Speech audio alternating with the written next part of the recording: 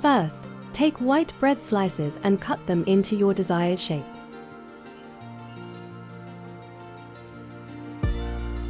Heat a pan and fry the slices in desi ghee until they turn golden and slightly crunchy.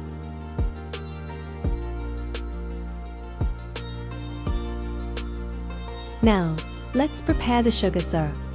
In a pan, take 1 cup of sugar and 1 cup of water. Add to 2 cardamoms and let it boil until it reaches a syrupy consistency. Dip the fried bread slices into the syrup. Coat them well and set them aside. Next, boil half a liter of milk or as needed.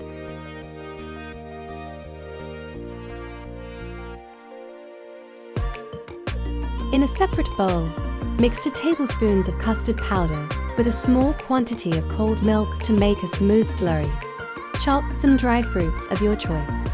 Once the milk comes to a boil, add saffron and the chopped dry fruits. Slowly pour in the custard slurry while stirring continuously until the mixture thickens. Now pour this rich custard milk mixture over the soaked bread slices. You can enjoy this warm or refrigerate it for a chilled dessert. Here we go!